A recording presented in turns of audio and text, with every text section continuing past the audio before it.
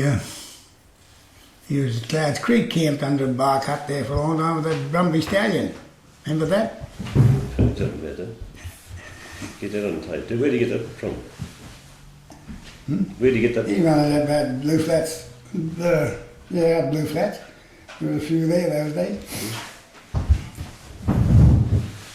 Yeah, well, you started talking on Ernie. I should just make an identification here. It's the 2nd of November 1995. I'm talking with Tom Jones. Tom James. And Tom, what, just so I can get an idea where you're coming from, what year were you born about? I was born 1914. And whereabouts were you? Curry. Curry, down the Newcastle way. I'll be blowed. So, yeah, and how come you ended up in the Dorrigo in the... My parents came to Dorrigo, bought a farm in Dorrigo in 1920. Came to Dorrigo in 1920. And so that was a sort of... and how did you get mixed up with cattle and that sort of stuff? Oh, well, you grow up and do these sort of things. Left school, I went to the bush driving bullocks for 10 to 15 years. Finished up going cattle chasing, working for Turnbull's. That was what, Catupna? Not really. Oh, well, I done work there too, but I mean, Ball Hills was my main place. And then I went to Buckrumby and I was down there managing that for the rest of my time, 30 years, say. Yeah. Your wife and kids never went down there? They lived here? They'd go down there holiday time, that's how they done. So you would have known some of those, you would have known fellas like Bob Rhodes? Knew Bob Rhodes as well as anybody, I think. Well, I keep hearing about him from different people. He was one in a million. They often say you can always replace a man, but he was never replaced. Bob put a lot of time. He come back to me when he come off a bender. Put a week in every time. At Buckarumby? Yeah. Where did you go to Grafton? Yeah, you go to Grafton with cattle or sale or something and come back there and you get a bottle of rum out every day in the mailman for a week and then back up and go back up there. When you got on the job, you never drank? No, wouldn't drink. So where was, what was Bob Rhodes' story? How did he appear into the scene? Well, I don't know much about the early days, but he was bred here, I suppose. So he worked for McDougall's when he was 15, I believe. He came up there with McDougall's with Al McDougall, his good friend. See, they owned Buckarumby in those days, McDougall's, and then when that 1915 drought, I think, I heard they finished up a 15 head. I don't know if that's right or not. They had to sell Buckarumby, I think. Sell the bottom half, yeah. And that's how they came up to Marengo then? They owned the Marengo was all in one, Buckarumby and Marengo. Oh. And they sold the bottom half, and Bob Rhodes came up there, I suppose, with him. I don't know where Bob was bred, but he had brothers about Clarence and up that way for years. Jack and what's another one's name? And I know a lot of relations of his. I don't know whether that Bertie's still alive, is he? Do you know? He was working with old McDougall at Kangi. Yeah. I don't know what happened to him. He's a good bushman, old Bob. He won in a million. He was good at anything. He could do anything, Bob Rhodes. Anything at all. Marengo working half a Whittakers every year. Down the Guy Fawkes? Down the little river. He used to work down at Broadmeadows, did he? He never worked there, but he gave him a time mustering. Yeah, there was only that annual sale every year those days, and everybody helped one another. But Bob could do his work and then half theirs too. He was a big fellow, wasn't he? Oh, fairly big man, big raw bone bloke. Arms down to his knees when he walked. I've seen him about Buckarumby Bridge and cattle. This is as true as I sit here. You know, the bridge was washed away and it was a low-level bridge, you know, hellish and hard to get on the bridge. And he'd be racing about cattle breaking and Bob would gallop and he'd pick up a rock off the beach and hit his dog. His dog wasn't going too well and he'd hear the dog yelp. Pick it up off the horse. Pick it up flat out. Yeah. He's that long now, you lean over and Fight a bit too, eh? I never seen him fight a bit. No, Ernie used to talk about his fighting, but because no one could beat Ernie. He said he had 102 fights or something, 101. That's all Ernie. Brown. Ernie Brown. So yeah, I came across Ernie Brown because I knew his niece Kathy Ditton. You might have known Kathy. Yeah, I've heard of her. The what? I heard of her. No, I didn't know. Yeah, she was. She played the accordion, the little squeeze box. She learned an old Uncle Ernie. He used to play one of his shawneeses, a couple of his tunes anyway. Yeah. Did you? You never knew Ernie played the music at all? I knew he played, but never heard him. He was before my era. So what was Ernie's story? Where did he come from? Well, they were at the Cumberlow. They were all red there, down the little river. See, there's I don't know who wrote the book. Oh, it was a family tree of Coots Cross, and they're all in it. There's a hell of a mob of them. They settled Marengo, didn't they? Around. Right. Let's put this on the mic in here. Just hold on a sec. This thing's not working. That's the worst, that you can't discuss anything. It's all going down. You don't know what be off. It's all right. Flats. It's not working.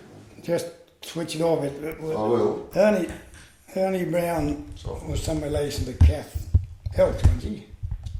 He's reckon he was. Kath Elks, she was a She was a greenhouse. greenhouse, yeah. But I didn't think he was any relation to her, really. Never heard that one. So what about? I know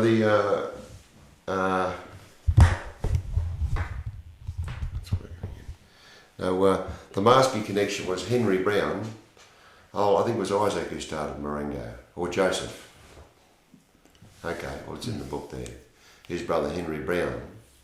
Henry Brown married Eliza Maskey, and her brother, young brother, William, married old Granny Maskey, the dark lady. Yeah. And it was an immensely, anyone who ever knew her speaks very highly of her. She was like, did you know Laurie Smith? Oh, yes. Laurie, you know him, yeah. He described Granny Maskey as a lady. Well, he'd know. He lived there for years. Mm. He's still going, Laurie, too. 90, just turned 90, I think. Yeah, I was talking to his daughter a while back. That'd be Pat, wouldn't it? Pat, yeah. What about, you're talking the other night about Ernie and his brother Dick, that they broke in horses up at Norwell Hills. No, not Dick. Dave. Dave. Yeah, well, I don't know. That Dick Gilder, I think it was. He had a contract for supplying these horses for the army. Gilder. Yeah, I think his name was Dick. His son's Dick, anyhow, and he's still up at. And his wife was a Wynne, this Gilder. And they brought him the ball deals. They used to bring him in these 2 rounds, used to break him in. You know, they'd bring up a couple hundred at a time. And they were there. Jack Doe was single. Jack told me this story. He was single those days when they were there. He reckoned that Dave was probably the best rider, but Ernie was, you know, he could hang on, but he was a lot rougher. And they caught a lot of horses, 9 and 10-year-old. And then Gilbert take him over to India then, when they were roughed up, I suppose. I thought the Dick turned. Well, yesterday, that Gilder bloke was down there the day before yesterday. Bert War was down. Was he? 90 something. And then the day before, Gilder was, the day after, Gilder was out and he's talking about that. Yeah, he's a cousin. He'd be cousin of Dick's. He's at Ben Lomond. Yeah. What was the story about those horses? Well, they went from the army then. What year are we talking about? Well, that's the First World War. The First World War? So they needed horses, what were about? The light horse was involved in the war. Like in, where would that be? Palestine or France or somewhere? Over in France, Palestine. So they wanted the horses. So they got a lot from the. They come from Queensland, broke in at Bald Hills and went there, shipped them over there. Where did the horses come from? Not down the Guy Fawkes. No, Queensland. Ah. So what did they bring them down here for? Well, he bought them and he had these two men breaking in for him and they had to be trucked here to Sydney, I suppose, and then onto the boat. So who was organising those horses? Just Gilda. Gilda. Yeah. And Ernie, and who were the fellas breaking them in for him? Brother Dave. That's Ernie's brother? Yeah. That's a bit of a mystery. Ernie's brother Dave. Would he have been younger than him? Don't know. That's pretty right. I think Dave was with him. Yeah, he was Dave Brown? Dave Brown. I'll be blowed. Have you seen the family tree of that, the Browns? Yeah. Yeah, it just doesn't ring a bell just at the present. Yeah, that's all right. No, accepting that, yeah. So that would have been an early, Ernie's, well, I mean, that would have been his really younger days. Yeah, they'd be young people then. That's, yeah. that back in 14 or 15, I suppose. Yeah, didn't Ernie, did you hear that the brand EIB brand? Yeah, I heard about it, yeah. Seen horses with it on too. Well, I think that was Ernie's brand. Mm. Did you know that? No, I didn't. Yeah, Ernest Isaac Brown.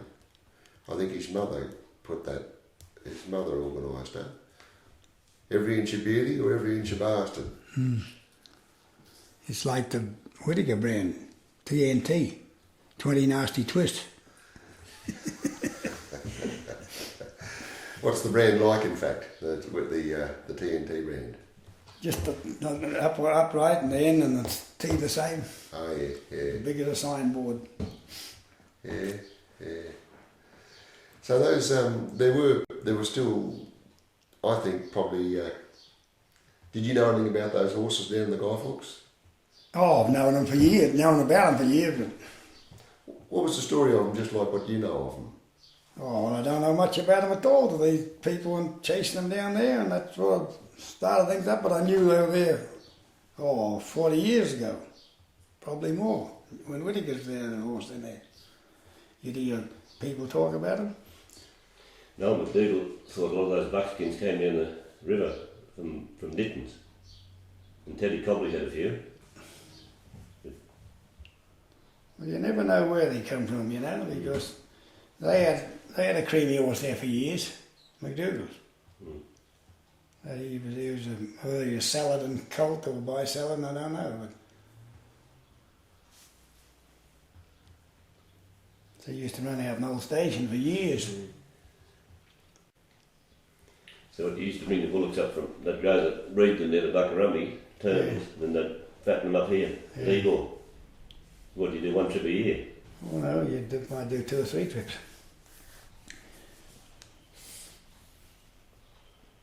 See, they were back and forth, there was no lorries in. If they wanted heifers down there, you drove them down, or they'd bring cows back, paid cows or something.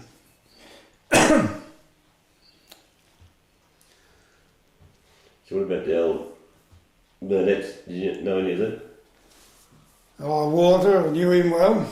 And old Hardy, of course, I suppose everybody knew him. Didn't know a lot of them. The older blokes I didn't know much about. They were your relations, weren't they? No, that's where Jim lived. They were the other Burnetts. Yeah. Yeah. They owned it. And the old fellow managed an early station, and Cooper owned it. Yeah. Pretty good horseman too, apparently. Oh, Walter lived a quiet life out there. Couldn't go away because his dog was too old. Had to stop home with a dog. Did you ever go down to Cumberland? Down the bottom there? Went down there in 36, I think. Bob Rhodes down the back. I was looking for grass for a team of bullocks, and I went down there looking, that didn't come out of it. And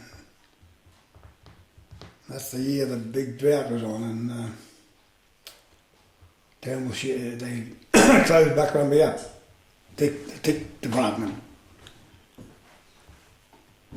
They had to take all the cattle out, and it was quarantined for 3 years. So closed Buckarumby for 3 years? Mm. Yeah. Yeah, they built a dip just top in the boundary between McDougall's and Turnbull's there up Chandler's Creek, and they dipped them out there the third time, and then they brought all their horses out there. That's the end of their Turnbull's horses, really. They had to shoot a lot of old mares and they didn't know where to put them. Their cattle went out to Mungandai and all over the country they had them. What was the story there? You say ticks had been around for a long time, hadn't they?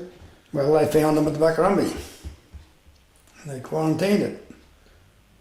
Hadn't been there before. Oh. So that they would have it would have cost them a lot of money, wouldn't it? Well, they rented it so much. I think the tick board rented the country, but they didn't give them a lot of money. I don't think.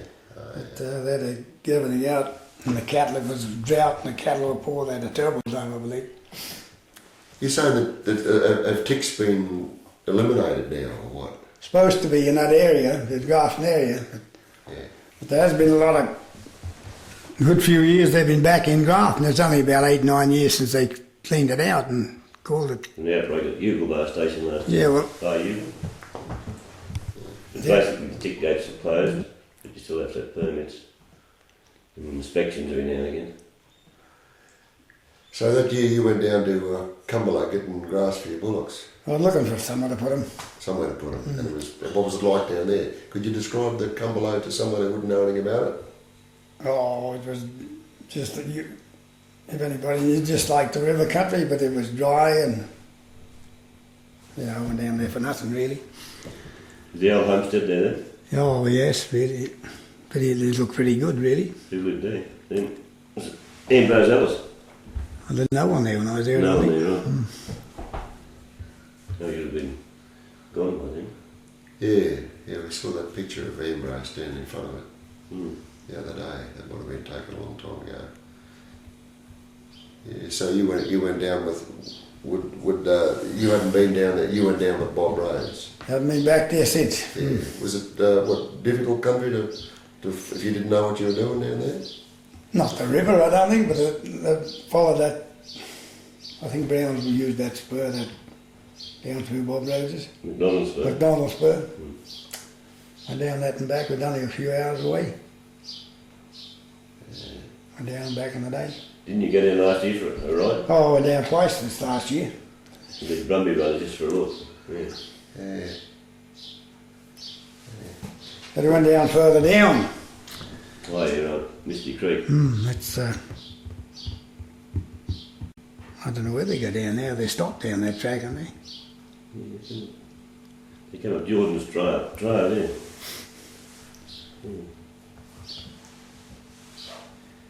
And did you know the Maskies at all? Not a lot. There was a few of them working about the Turnbull for a while. That's all I knew, the young fellas. Which ones were they? Oh, Billy and Ernie. It's only two I knew, I think. Were they, and what year are you talking about then? Gee, you're getting down now. Yeah, round about. Just so. 1940, around about 40s and 50s.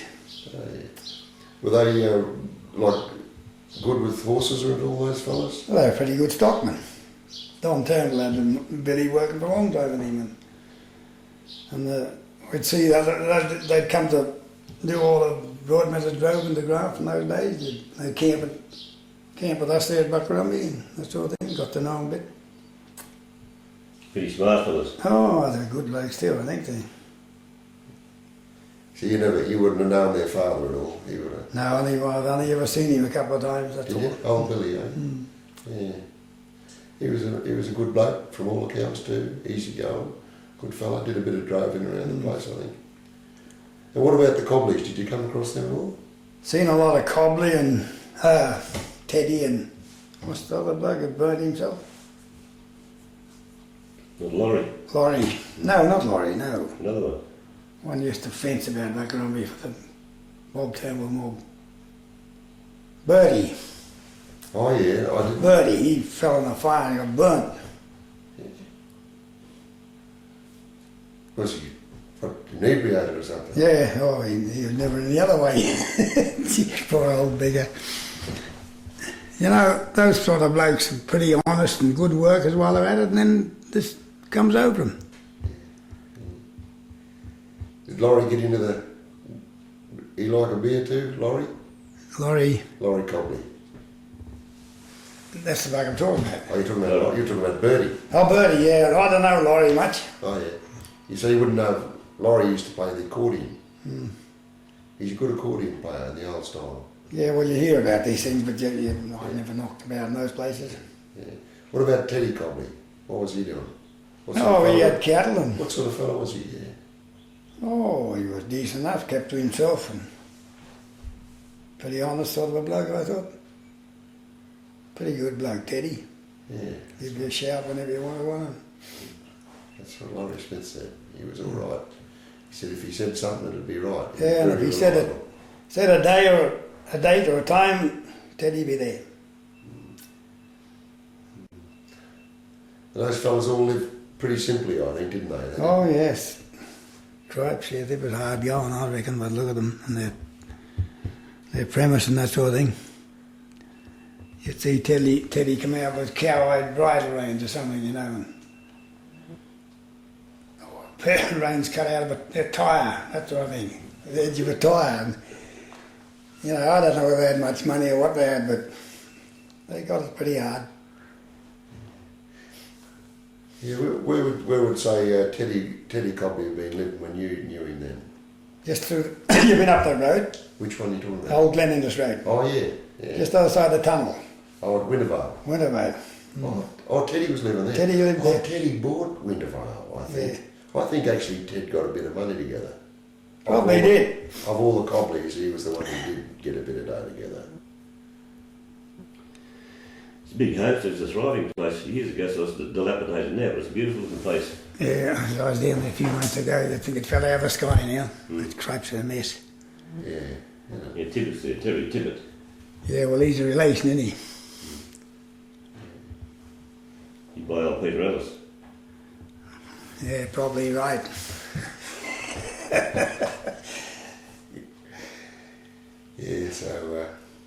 Yeah, so I've recorded Laurie.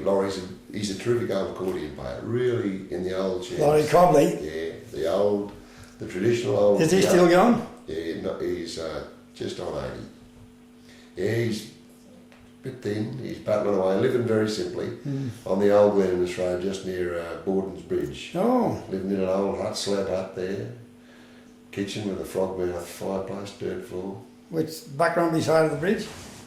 The Glenindus side. If you cross the... They have Ratton's old place there. Yeah, I think Ratton... Well, no, wait a minute. Yeah, I know where Sid Ratton is. But now, if you're coming across Borden's Bridge going up to Glenindus, you'd go about another mile or so, and on the left is a post and rail fence with a big gate, and you'll see a little hut, slab hut. That's it. A few cars there. He's all right. And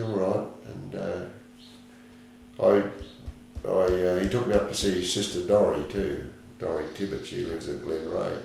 Oh. And you got to get a move on now. We go for a bit of a. What are you? 10 o'clock. What are you going to do? What are you going to do? Hey, Mr. Jones. No, nothing. I'm working there. G'day. That's Is Dave. that the time? Yeah. Go on. You can pick his work out. He was at some blacksmith from. No, he was a cabinet builder. He came to work for Turnbulls and did all their work. He did the stables. He's buried at Ebor Cemetery. I think so. But there's no marker there. I was trying to find it there a while back. Beautiful work. What are you talking about? What, 1950s or? No. Oh, turn of the century. Yeah. But he lived to, he's pretty old. I'm not sure when he died, but Yeah, I never ever seen him, but Cliff Hacker told me a lot about him, and I've heard a lot through the Turnbulls. But whatever you can tell who done it. His job. little shed across the right there as you go to Wall Hills. On the right across from the house. He built that, apparently. Which shed? Straight opposite the house. Across as you drive up. Dick said he built that. Oh, the bit of car shed there, I suppose. You were telling us about last night about About Noel McDougall and these horses or something. Oh, you hear that time that Alan Noel got busted up down at below Combola? No. The horse fell on him? Yeah, it's a good story. He's in there with Jimmy Small. Jimmy's his nephew. But Jim had That's not many years ago. That was the old. rabbit. That was old. What are you going to go busted up? Old Jeff Hickey. Jeff Hickey. Sorry. Yeah, right. Now, you hear what happened to him after that? Hickey. No, how he got out of there. Yeah. I don't know how that small ever got to Marengo. Yeah, he sent him up Jordan's trail. And he Yeah, but it was dark, wasn't it? Yeah, it happened about 8:30 in the morning. Oh. And Jimmy said, I better go for help. He said, no, I'll be right. I'll take the cattle back up to the yards before the house water. He said, you keep mustering. So Jimmy went down below Combola. Fair way then, he came back up at 4:30 that afternoon with his mob. Nells, Jeff collapsed over put the cattle in the yard and collapsed over the rails. So Jim sorted him up and he said, go for help. It was nearly dark then, so he go to Marengo. So he said, set him up Jordan's trail because he reckoned he'd get lost up in Donaldsburg. So he got up down the Lundy Road and he heard the lighting plant going. He circled around. It was Anzac Day. He got to Marengo at 11 o'clock. Yes, I heard that. Noel was drunk. He'd been at Anzac like... Yeah, it would be. Having a glass, so he got out of bed. Better help me, old mate. Got up and got the Toyota and ran the horses in. Got on, John Adams came across, I rang him, and he went, oh no, well, he's like he grunted and jogged off, pretty cranky. Blair got over his back and wanted to run. Jimmy Small followed him, and John Adams got lost in the dark, so he went back home. So he got in there at 3 o'clock. 12, he's now got his horse getting all right, 12, he's in there 3 hours in the pitch dark, and he propped him up and got some rum into it. Next day, Frank Elks came in the Land Rover and put him in the back of the, put old Jeff in the back of the Land Rover and took him out. He had busted his spleen, busted ribs. Well, I'm lucky to survive. Yeah, I don't know what he called him got up there either, you know, small. Good effort in both parts, wasn't it? Yeah, well, he's never been in that country before, that side. First time we've been there. So old Noel was a good old bushman too. He like he might have been a great buck jump rider, but he's a great old bushman. Who? Old Noel McDougall. Like riding in the dark a lot and didn't worry him. You would have seemed to get home. Yeah. Yeah. So, I mean, there must have been plenty of those sorts of stories about, I suppose, emergency situations in the bush, wouldn't there, in the country? Oh, have to be, I suppose. Yeah. Do you ever find anybody stuck in the bush, broken legs or? No. No. Not that I can think of anyhow. What about those getting thrown off horses, breaking? Oh, Breaking, buck rummy, things like that. yeah, that used to go on. But no one hurt badly, I don't think. Hume was the worst case. He'd get a bump and he'd faint. Oh, lead. Yeah, something. I don't know whether he's any better now, but something was. If he bumped his knee on it, I think he was gone. Yeah, had him a few times in the bush. Out to it. He's a pretty handy fella too, isn't he? Yeah, I don't know what's wrong. I was sitting in front of up at Katapa one night in front of the stove up there, one of them ranges over on each side.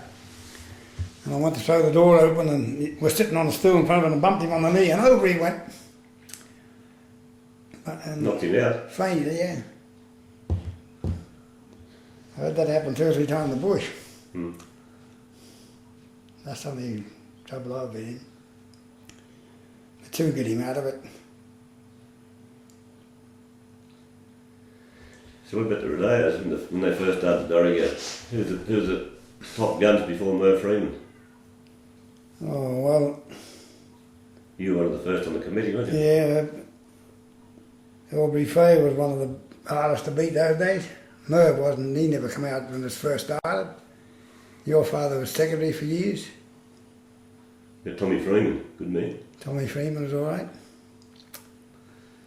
You're talking about sort of show jumping? Oh, the Rodeos when they first started. Camp draft. Just only just sort of started then after the war. Sort of. 90, yeah, when the war, there was no, the shows were put off in the war years and they started the radios. So with the camp draft, what, you got a certain number of cattle and a certain amount of time to get them into a pen, have you? Or You just cut one out of a mob in you the got yard. a particular one or any one? One you pick, Yeah. and you cut it out, you get points of that, and you put it around a course, 2 pegs through a gate, and you get scored on horse work. difficulty in it, so it's out of 100 points. So it's Australian sport. It's about the only one that survived. Bloody buckshotting's got all American saddle. Yeah. And everything else is sort of from America. So was the camp draft, you called that? Yeah, it's only one. Yeah. Was that and that was a popular event with the fellas? Oh, still a popular bigger. And fine points. It's something that's valued, respected. Warwick, the young bloke who worked for Kentucky, he won that. Stephen Hill, he won this year. Did he? Last Well, year. I didn't know you won it. He worked for Turnbull's. Then Sydney Show, it's an invitation. The best ones in the country are selected to go to Sydney. Show. See, Warwick could have a couple of 300 in each event up there. 350. Takes them 2 days to have the run-offs and then the 2 days rodeo. Oh, gee, that's keen, isn't it? Yeah, That's the biggest one. yeah, but this place can have 110 or 20 in drafts or more. And everyone's trying. Oh, they're trying. There's no. Well, let them go. And they've all got their own horses, I suppose. Yeah, train their own horses. And you pay $20 nomination fee if you get a bad beast. Gets back in the yard twice, you're cracked off, you just ride out. You've done your $20. Done your $20 and didn't even get a run. When the horse falls over on top, no. You're disqualified if it falls over or get out of control. So there's no dogs in that one? No, No. not allowed. Yeah. Oh, it's been going a long time. The first draft was 1936 over here. 1936, right? I won that the first year they had it. You won the first one then? Yeah. Do you remember your horse? Yes, he called him Wombat. He was my Jesus, never a better breed of ponies than those were. The Elks bred them. Dr. Morris, they called him. You ever heard of that? Stately, yeah. Oh, geez, a good pony. He wasn't very big.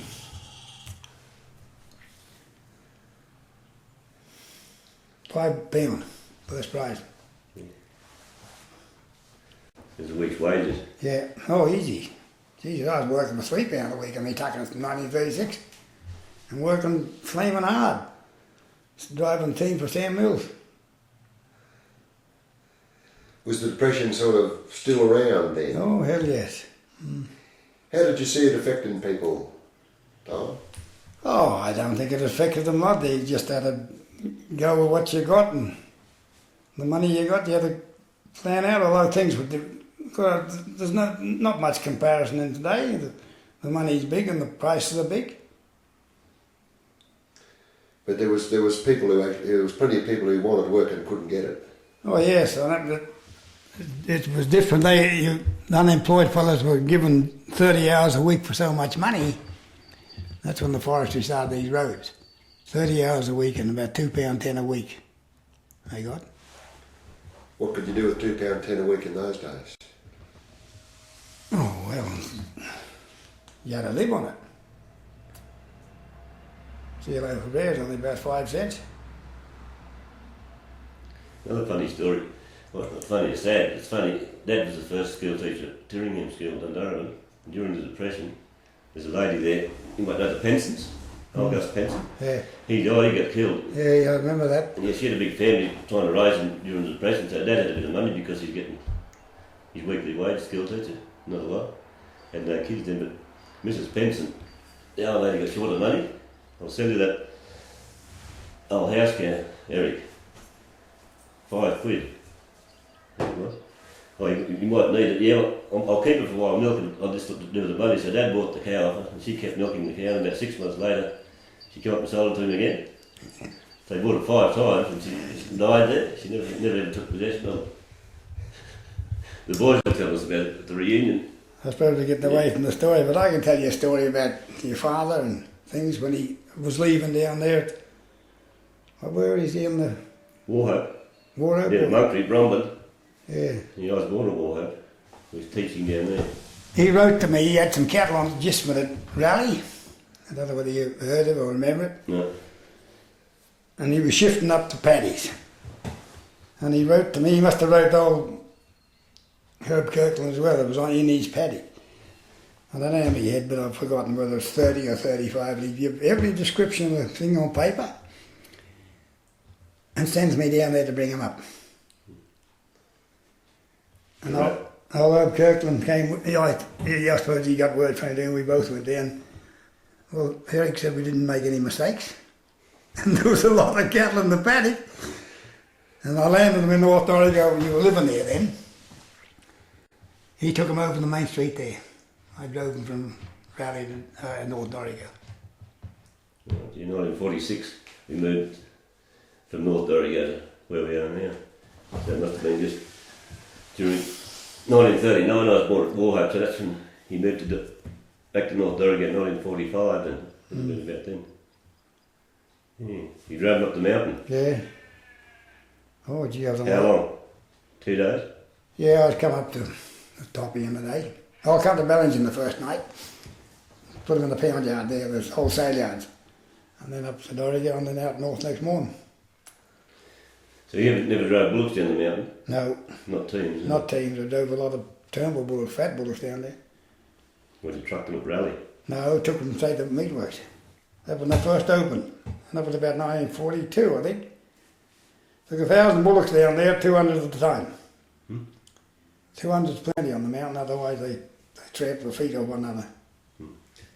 You talking about going down the road? Dorigo Mountain, yeah. Drove near the Maxwell abattoirs. Yeah.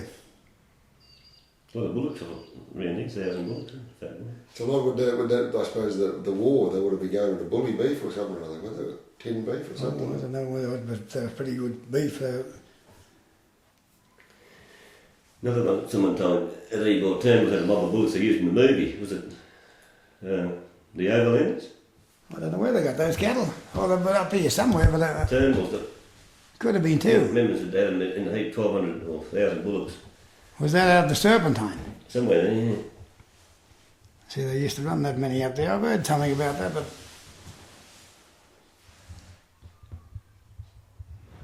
yeah, you could hardly ride a horse down the mountain today.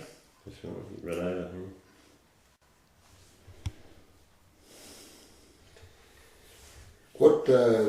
What's changed with rodeo riding? Do they always call it rodeo, by the way? Or was that a sort of an American term too? No, that's Australian. Yeah. But they've changed it. They call the bloody cowboys now. Like it's gone real American. Yeah. They changed the American saddles for a start. Cowgirls and Yeah, cowgirls and roping and just all changed. All professional. It's getting pretty boring too. Like the stock are all contract stock. They know all the riders know the stock. They draw when they know them. They watch them on video. The old days you went along then, they ran horses anywhere in little old poly saddles. You hopped on that bowl or run over a fence or unbroken stuff. It was a sport, but now it's like a little procession, isn't it? yeah, see the small yard. And they get the bull on your steers and bend their necks so they fall easy. Before they're going to be all taught to fall, so as soon as they grab them they drop. We used to ride them in the bullock ride and then let them out to shoot his bulldog. They'd carry all across the ring, wouldn't they? Trying to twist their necks. So it was a sport, but it's just changed. See, you talk about camp draft in those days. I think the horse were better in those days.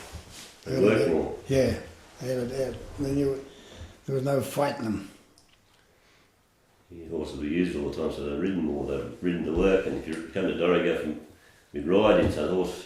Still now he's fed up, and he might be ridden once a week, full of feed and rug, and you bring him in the truck and get on him, and he must just, take off. You could do something with them. I've often gone to let them meet a graph in a rodeo. By the time you get there, you can talk to them a bit. You know, Bruce Wynne used to take the Turnbull horses to Sydney, Yeah, ride them to Armadale, yeah. put them on the train, get into the Sydney Royal camp draft there. I'd just like to see those horses today in among this crew. It's changed. They used to draft big bullocks then too. Now they've got little steers. It's all changed.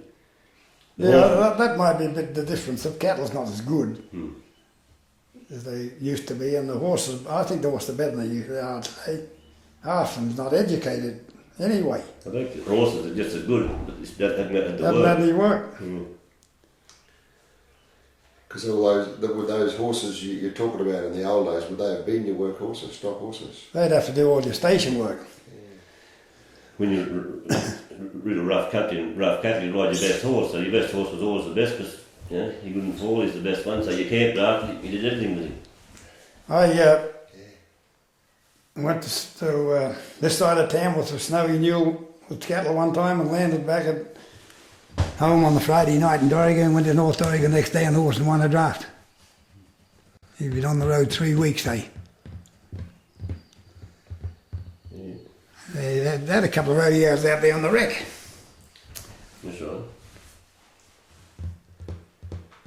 Cockatoo Creek, no from Yeah. that one there. I was there, that little kid, remember that one? And you were born in 39. Yep. Perhaps I've got a son born 39. 56.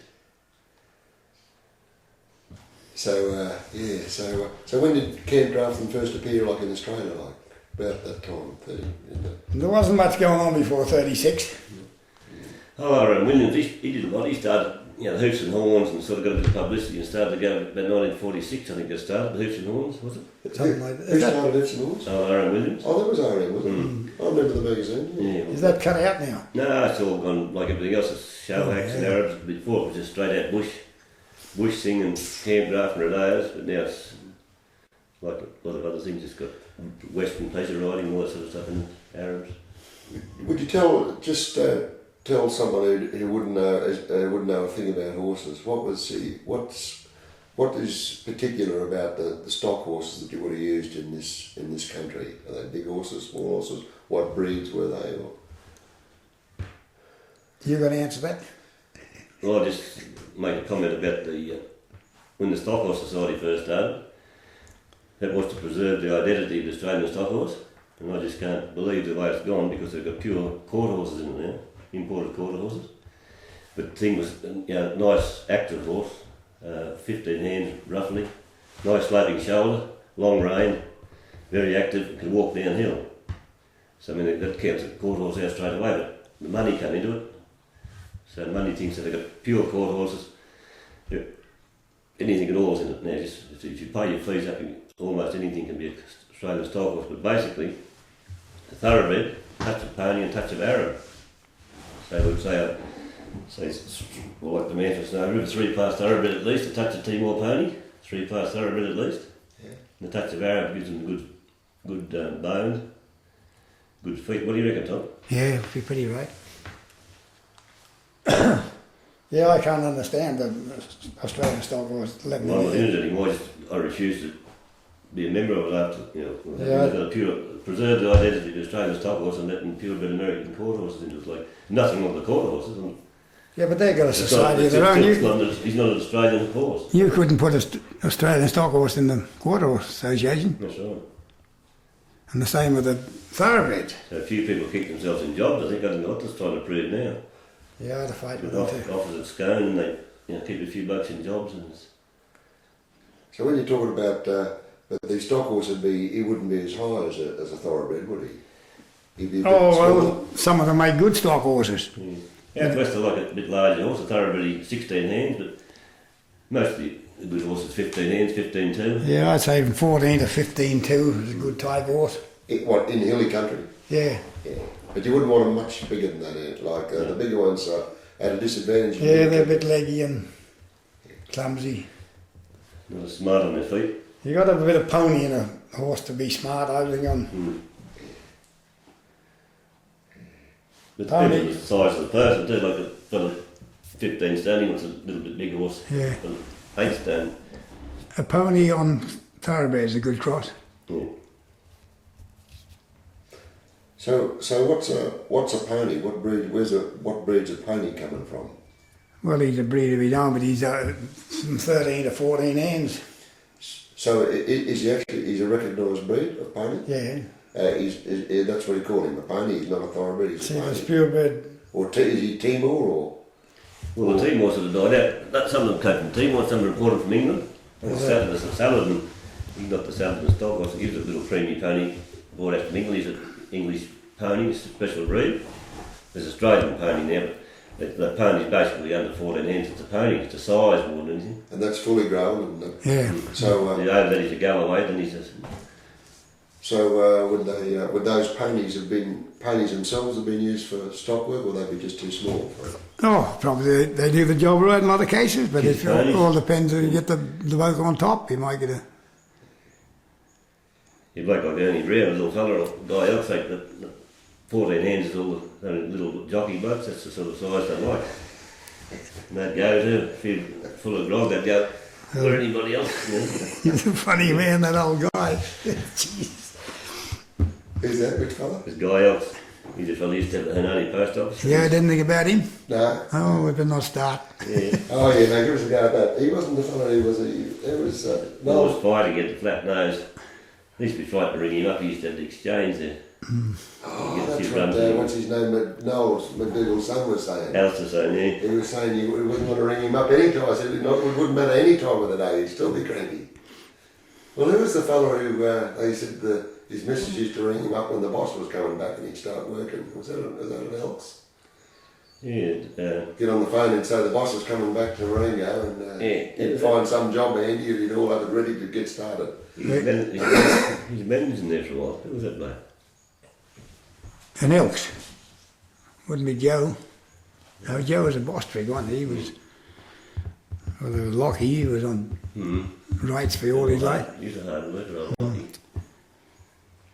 Well, there's only 4 of them I knew. Doug, Yeah. he might have been the bloke. I can't think. I'm blank. Must have been a big place, an army station at 14 men. Yeah, it was. Up to 18, I think. Well, it would have been gone right through the Buckarumbi, I suppose. They call Marengo then. They had 2 old fences on Marengo. You heard about them, the old Marsh, Jack and Jimmy Marsh. That's all they done was from Marengo. And then when they sold after term with old Jack, he went to Kunjabungalim. And he stopped down that end, and I don't know what happened, Jimmy, whether he died or not, but they could put up a fence, those blokes. You know, camp on the last post every night. Tough old blokes. Yeah, they put the boundary up between Marengo and Buckarumbi, 15 mile. And they split it on the line and carried the post onto it. And every post had to be that wide. And you can see the fences there today. And every gateway was 2 panel of 2 rail each side the opening. Yeah. They must have looked at that down McDonald's first, somebody fenced that, they must have carried everything in. That'd be them, I suppose, too. No water for 3 miles. And then Jack went to Kunjabung to live out there. Turnbull's owned that then, and now Waters own it. And he built a stockyard out there. He was years, and he was old then. He finished up, I don't think he ever finished it. It'd take him 6 weeks to de-sap a post to finish. And he had a permanent hut at Buckarumbi, but he never used to come in very often. When he was out in the bush, old Lewis Austin was at Buckarumbi, he'd pack his tucker out every fortnight. Just tea and sugar and flour, that sort of stuff, and corned beef. And when he was on the, and then he got cook, and he came into Buckarumbi he got cooking there. And when you go to Buckarumbi, there's a big range to go over to go to Kunjabung, and he got up halfway up the range 3 times. He said he wanted to go out there to die, but he'd have to come back. He couldn't make it. Little Alec Keaton and I Alec was down there with me, and old Billy was only fellas about Buckarumbi, and we were going to go to Chandler's Creek mustering, and when we got to old Bill, he said, old Jack's pretty crook up here, he said, I think we'll have to get him in hospital. He said, there's no one here, he'd been tuckering him and feeding him for a week or 2. And we got up there, and he got in a bed fully dressed with a blue overcoat on, and he went through the bed, tick into the K-pock. He was just like a white leghorn fowl. Alec took to him with a horse brush to try and sweep it off him, and the bridge had washed away. There was no bridge, only a boat there then. And we carried him down, but gee, the poor old beggar was crook. He used to say, put me down, I can't go any further. Got him into the boat, and old Bill took him in, and we went away to Chandler's Creek, and he died while we were away. But you've never seen such a mess, this bloke in among the K-pock. Yeah, but one of the blue serge suits. Yeah. You know, they're woolly and it's stuck to them. Yeah. Oh, great coat. It was a blue overcoat. And he had a little box. I think he must have had his money in that. And he had it alongside of him, and he wanted that. Now they keep him want to do something with it. No, he'd take it off him, and he carried it all the way down the bridge and in his hand, and never seen him after. Poor old beggar. And he's only little fellas, you know, how they could put these posts in, and big round posts, I don't know.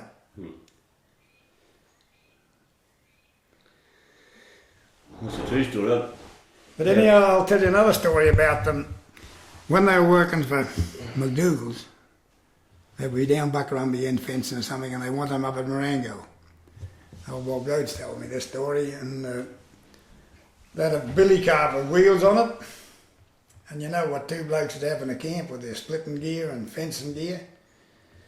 And they'd have, one bloke would have a rope around his waist in the front of the shafts, and they'd go up Chandler's Creek, and they'd half load it up Shea Spur, come back and get the other half, and they'd go to Marengo that way. Now you wouldn't believe that till if you've seen that country. Yeah, they had walking there just without carrying anything. You wouldn't believe it. Going up Chandler's Creek is about, how far would it be from the junction up to Peter Ellis? It'd be 10 miles, probably a bit more. It's coming up from the bottom, from the Guy Fawkes. This Chandler's running the This is, it's not on, you're not on the Guy Fawkes, you're back on the yes, eastern, Little River. They come up to Little River near Chandler. Oh yeah. Come up to the... Oh, I see, they come up to Little River first. Yeah, then up to Chandler. 12 mile up to where that mill was and where Chandler's run in, and follow it up a little, about 10 or 12 miles to Peter Ellis is where you left the creek, over these shingles and things. Now, you never believe two blokes could do that. You know the road that runs from old station at Marengo down to Dalmorton? Yeah. Does that go across Chandler's Creek? You cross it in the paddock before you go into the bush. There's a Really little start. creek off. So they The big swamp there where you said, that was still the start there, Burnett. that's where Chandler's Creek Yeah, is. that's the You start. cross it in Marengo paddock, and that's 600 they call it. Oh yeah.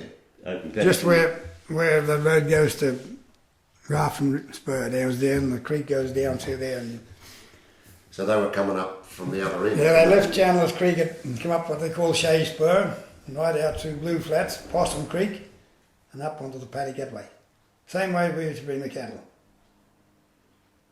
Were they on foot or horse? Or Yeah, dragging this cart dragging the billy cart. with all their gear in it. But he must have been tough. They were tough, all right. Yes, he was, poor old beggar. He camped out of Kunjabung, and he got that bad he used to roll out of bed to where there was a fence and pull himself up with the fence.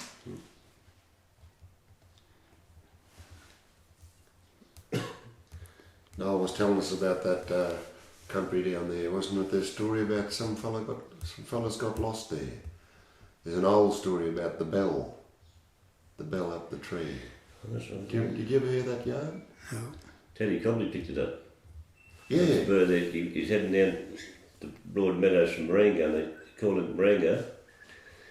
He went there, and then they found him. He never found him. Well, they I found think him it was at the turn of the century, or a long, long time ago, wasn't it? This mob was trying to. They were trying to go to. They were trying to go to Broadmeadows or something. Yeah. They went down that towards Liberation. Yeah, well, I've heard... They died, and then they found... No, the horse died. No, hang on. They shot the horse, that's right. They shot the horse to eat because there was fog. And left the bell up in the tree. There was fog. They couldn't see. It was there for a few days, so they were completely lost. And shot the horse and hung the bell up in the tree. That was a long, long, long Yeah, for time years ago. and years, and Teddy Cobley brought it in and gave it to Noel, and I still got it there. is that switched on? Yeah, Don't put this in it. all right. Honest. You're right, that's all right. Yeah, You'll but- get a copy of this, by the way. Yeah, but I mean, this That's thing's really on, and great. you Yeah, say something you're wrong okay, about it. mate. There's no worries. But you don't have to perhaps... oh, well. But anyhow, see, it's from Dalmorton to Marengo is about 5 days. 4 big days with cattle. Yeah, it's about 40 k's, it's not a long distance, you could ride it in a day, all right, but you wouldn't ride down and play cricket and ride back in one day. But you cross country the way the cattle went. To be Yeah, that's right. in and out there, but I mean, and play cricket. Hmm. Who was that? Who was supposed to have done that trip? Oh, the Elks. Oh, the Elks there, Yeah. Didn't Noel McDougall talk about some big trip he did there up and back? They used to go to Newton Void on a Marengo, him and Bob Rhodes. And if he never played at Comblow, Bob Rhodes and Jack Rhodes used to go and play down there. They used to roll the mat out on the big flat. Because Noel said he camped on it, they never took it out. They bought it in Flabbin for the big cricket mat, they left it, then he used to camp on it. And down there must have rotted there. That was a big enough day too. I reckon Bob and Jack would leave Marengo about 5, they'd be at 9 o'clock, but he'd start playing at 9:30. They tell me he was a good cricketer, Bob. I've heard them say that, years ago you had day sports, they'd have thrown 1 wicket and he could hit it 9 times out of 10. Thrown it 1 wicket. Another story, how they get carried away. Keith Waters told me this. The bloke that was managing Comblow, he came from Woolgoolga. I forget what his name was. He used to ride home every now and again, 2 or 3 months. He had a shortcut up over the thing there somewhere. He'd head home for a few days, and he came across a big clean skin heifer. He's a big bloke, and he reckoned, Keith said he took off after set. He's on his way home for the weekend, so he took off after set. A bulldog got it down. He had trouble throwing it, nearly kicked his trousers off and lost his belt, lost his pocket knife. And so when he gets a bulldog, got it down the ground, he's sitting and he gets his pocket knife out to earmark it, and his pocket knife's gone. So he bit the earmark, chewed the earmark. That's the story that's not right, but that's the sort of things I used to, I think, laying around of a night time, Rick and Run, I think up these sort of stories. Can't tell people in the sit, they think it's good, it's a good story. And when you know, you don't believe it. Pretty good, you do a better There were some tough old blokes about in those days, you can't get away from that. Oh, metho drinkers, I don't, yeah, Tim Mills never spoke. He used to bring metho back up from the old sleeper cutters in the bush, cut the sleepers. They just hand it out, they just have a swig straight out of the bottle as soon as they got there. Another sort of drink either. That sort of thing, tough, like they never see the sun 3 or 4 months. Wasn't in the scrub around here, they're wet all the time. Yeah, but geez, some of them wouldn't drink anything. Must have kept them going, and they seem to survive. So sort of rainforest they're working in. Well, Tommy used to drive the bullocks, he'd be in the scrub then. Yeah, This thick is all scrub. black, this is all Dorrigo, North Dorrigo's a black scrub cedar, hoop pine, rosewood. I pulled a hell of a lot of pine off this mountain here, Campion Mountain. So do you have your own team and that? Yeah, So that'd be an interesting sort of thing to talk about. still in my blood. I'd like to have a crack at them now. I've got a bullock we've got at the back, I'll give you a track of it in a minute. Yeah, Black nose on that, here. and 1936, it was about, I turned my bullocks out and I went working with Sam Mills. I was down there for a long time driving a team for him. Would you be working sort of contract, or was it timber yours and you sold it? Or? Yeah, we'd pay the royalty and sell the timber, drag it out and get off the forestry. How big a tree could you pull? Oh, a couple of thousand in the log, that sort of thing. I'd like to go back over this mountain here. Those days you weren't allowed to cut a tree under 6 foot girth at the butt, where you fall in. And see how big they are today. That's about 37 or 8 since I was in there. You reckon there's not many trees that size today, or what? But I'd like to see how these grew, what we Well, left. he left because I see. see, now they're cutting that big across, that was his limit, 6 foot girth. That was the limit, they couldn't fall anything underneath that. So 30, 50 years ago, they'd be big trees now. Yeah, wouldn't they be? Yeah. So what sort of timber were you getting out of there? Hoop pine. It was the best timber you could get those days, and most money in it. After they wiped the scenery out. Yeah. Were you felling them yourself? Or were you with the team? Mainly I had a bloke in there. They'd given us a shout. Arthur Davison was in there with me. You had to shoot it half a mile before you could hook onto it. It was too steep to get up to it. Shoot the logs. Shoot the whole tree, By the gee, they used to make a rumble. I've seen a You know, you get a pine tree 100 foot long with his bark off him, he goes through a caravan that thick, and with spurs, you know. I've seen him go straight through the butt of them. Through another tree? Yeah, you know, them caravans with the spurs on. Oh, yeah. You cut him up, cut the log up among the limbs and put a point on him, and let him go, keep working around him with the wallaby jack. Took off. That was a work of art too. You had to point him the direction where you wanted to land. You couldn't pull them down out of the book, they just skid up. Yeah. So you just slide them down? Shoot them, yeah, they would. How far would they go? Oh, well, if the hill's far enough, they go miles. Unless they he did something in Sprag. You cut a bit off him then and start him again. Carrying a wallaby jack about that side for a day or two to take the gas out of you. So what's a wallaby jack? He's a big fella, that hard, big hand like. You get him on a roll of logs, he's pretty heavy, like you lift one there now, so it's a fairly big load without carrying around the side of a hill. Yeah. Up for the scrub. So how many fellas would you be in the team like? Just you and another fella? Or? Only one man, they only have his team, one man on a team. One man on a team? And who'd be doing the timber cutting? Oh, he had a bloke there called O'Brien. He was hauling a few logs for us. Another story, while we're talking about bullet teams, old Dick Teeling losing his leg. Do you know that story? Well, he told me that. I don't know. Listen to this one. He had the log shoot. Is that the same one? Yeah, jammed him up against the rock. Yeah, and cut his leg off. Severed his leg, so he cut off the pocket knife. Was left, but he couldn't get out. He was only blue tongue, he's only offside, wasn't he? And he took the team up by himself. This log shot down and did his leg, so he got his pocket knife out and cut his leg off. And how did he get back into? Someone reckoned he got the leader bullock out and the team rode it in. I don't know how that happened. 3 or 4 miles, and they got him in the hospital there. He worked for us after that with a peg leg, wooden leg, his log cut of it. Made the peg himself, by the look of it. Yeah, 15-year-old, like he wasn't better. They put a monument up out here for him last year. What was his name, mate? Dick Teeling.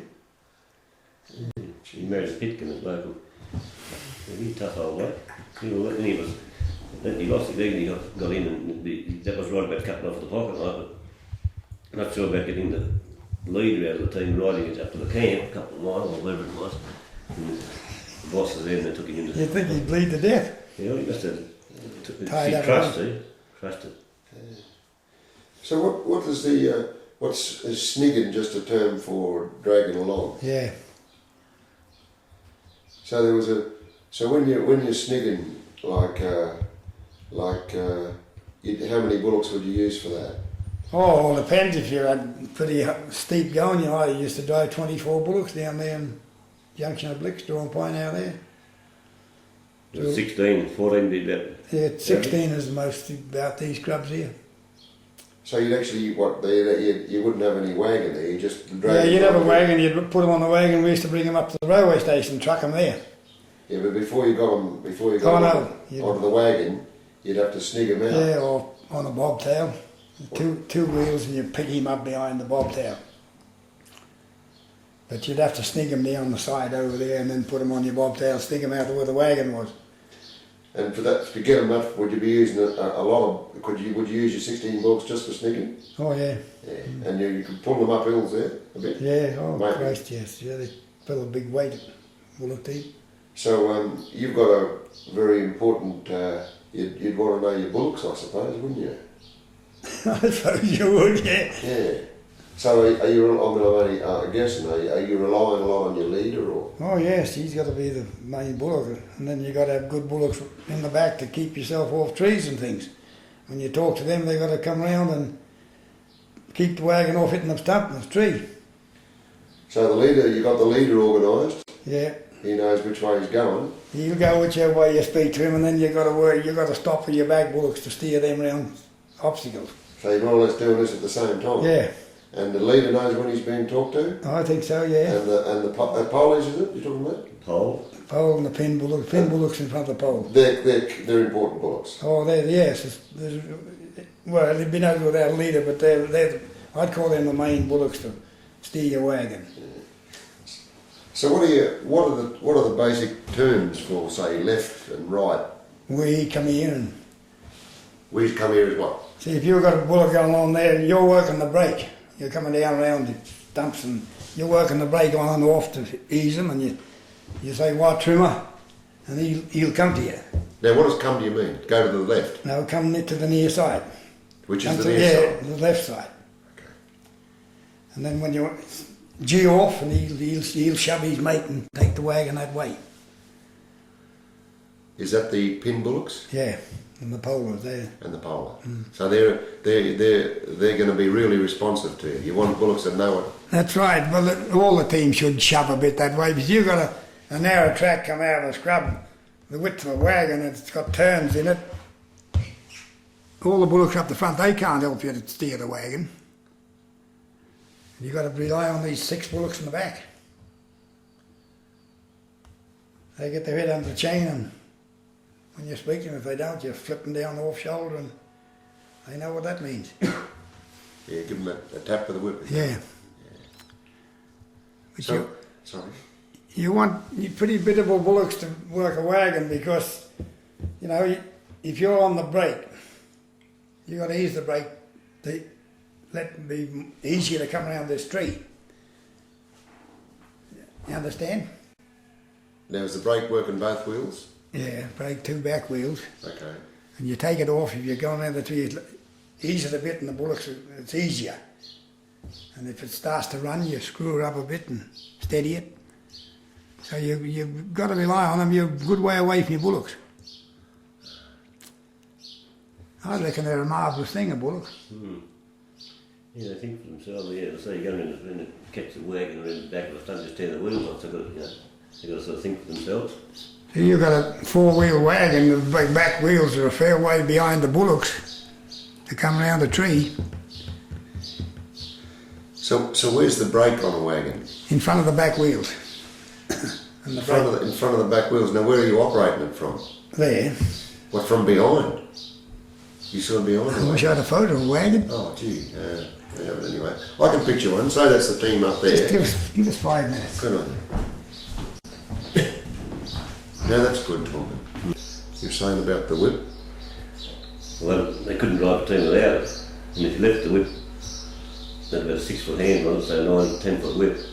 They'd always take the whip home for the night, take it off the handle, leave the handle in the bush, tie the whip on the saddle and take it home, because if it was left in the bush, dingo would chew it, or fox or something would chew it, or cattle around, shoot the on it, and the next day they'd have no whip. And you'd be completely at a loss without a whip. Yeah, the bulls would wake up straight away, they come and no flicker, no noise, they start to play up.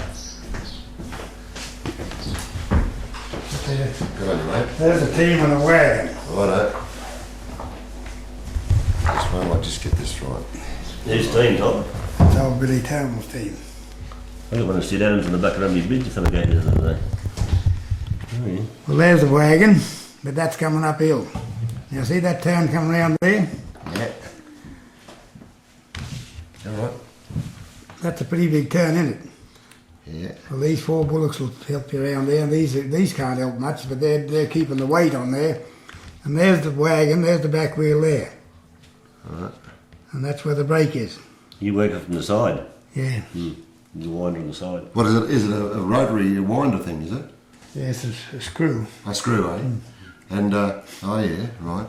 So when you're coming around there, so you got to, just say you had to come around there, they're turning a sort of, might call a left-hand turn.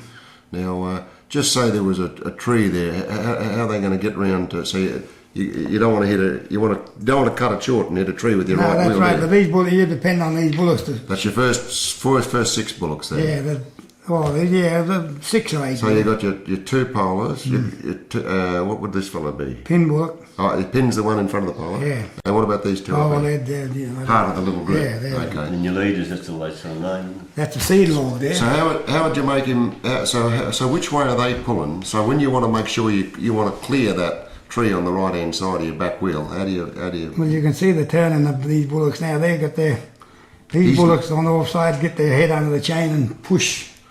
Push which way? They're pushing towards me. They're pulling over this way, aren't they? They're pulling over to the left. I see. And so okay, yeah. So they really know what's going on. They're responding to your calls. I'll say. Yeah. Oh, that's tremendous. Yeah. Did you so would you have the whip handy all the time? Would they want to know that the whip's around? Oh, well, you couldn't use the whip when you're on the break back there, but you never leave where I'm walking there, wherever you go, they know what to do, and if they don't do it, they'll get a flip of the whip.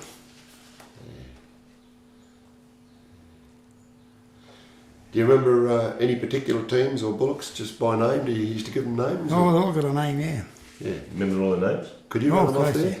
No, I've forgotten half of them. Yeah.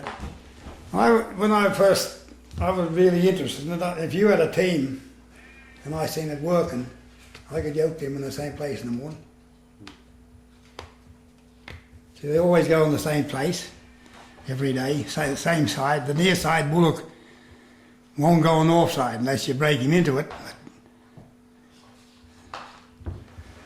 That's their place to go, and they'll walk up till you speak to them and stand up there and you put the gear on them. And they more or less walk up in the right order and... Yeah, just pick them out and you got them on the fence somewhere and speak to...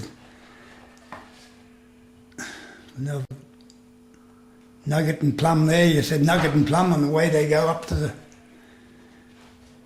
This is Sid Ratton owned them, some of them bullocks, old fella Bordeaux, and those two leaders come, Sid. You know Sid? I know where he lives. He's a real old battle axe. Yeah, how old would Sid be though? Is that going? It is. Bloody thing. Yeah, no, I mean, is he in his 70s or 80s or? Oh no, crap. He wouldn't be as old as that, would he? 60, pull him up. Oh yeah. So you've got about 20 years on him, haven't you? Yeah. He might be a bit older, but he done a fair bit of work with me at Buckarumby. Sid droving and ring barking and stuff. And but did he drive teams himself? Yeah, he broke most of them in. Those two there. My geez, there's a good bullock, that fellow that's fighting the other end of the chain, back from the lead a bit. They brought on Star in the forehead. Oh, this one. So here. That bloke. Good bullet. Yeah, geez, he was a good bullock. He was too strong with his bullock. He had to work to keep up to him.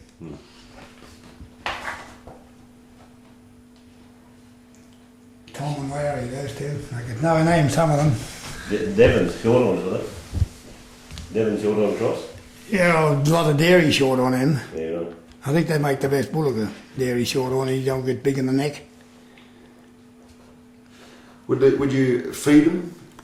Oh, in the winter time, if you're working them hard, you'd feed them. But they were only splash in the pan. Those fellas a couple of times a year. So when you're out where you're talking about shooting them down the mountain and that, how long would you stay out for? Oh, it was just here. I was on every night. You're on this mountain. This can't be a mountain here. What about the fellas who were cutting the trees? They'd also come into town for the night. Yeah. But if you went out, did you ever do any further out? Oh yes, when I was down there drawing pine out of the blicks down there, I used to come over each weekend, Saturday night, go back Sunday night. So you're out all week, and is that working in that thick sort of forest? Well, that wasn't down there because we pulled it out of a pine scrub, but we had to go through a lot of forest to get to where we wanted. Used to swim it over there in the junction of Blicks. Brought it out of Turnback Creek on Briggs' side, and then brought it up past Mildred out to the paddock on a wagon. I was just going to ask you about these bridle races in there.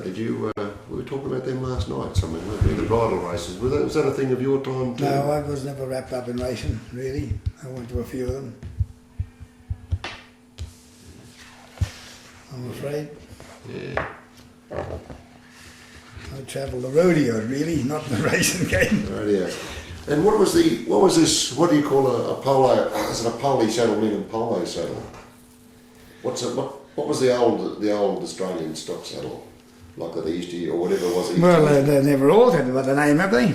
No, it's still a polo. He's the polo saddle. He's just no step heights of knee pads. Some were 2 inches, 2.5, 3 inch knee pads. I don't know where the polly came from, or where the name came from. I don't either. Wouldn't be from polo. No. P-O-L-E-Y, polly. Oh, would it be? No, I don't know.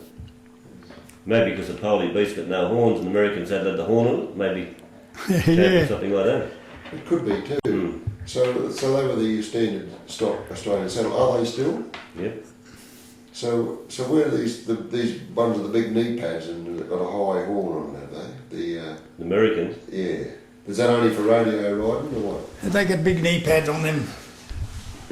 They haven't really got a knee pad. They've got a big Yeah. formed up with leather in the front. They've got wide stirrup leathers, and you got to sort of ride standing up in them.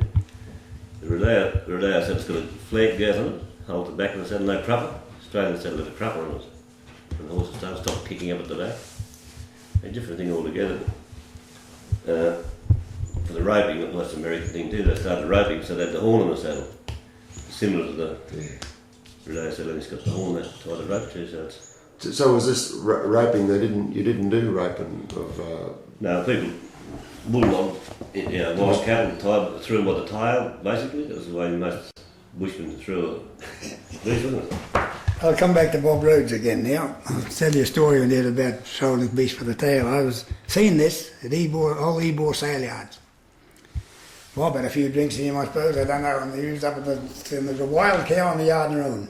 He got in and she started charging him. He went round and round the yard. And she's charged him all the way, and he sings out, "Give my love to Mary, this is the last lap," and he caught her with the tail and threw her like a dog. "Give my love to Mary," he said. Jesus. Quick. Yes. He was a smart guy. I can't say enough about Bob Rhodes. He was a general and 1 in a million. I don't care where they come from.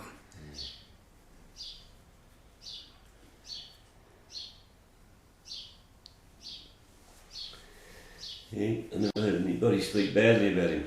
No, he was a good bloke.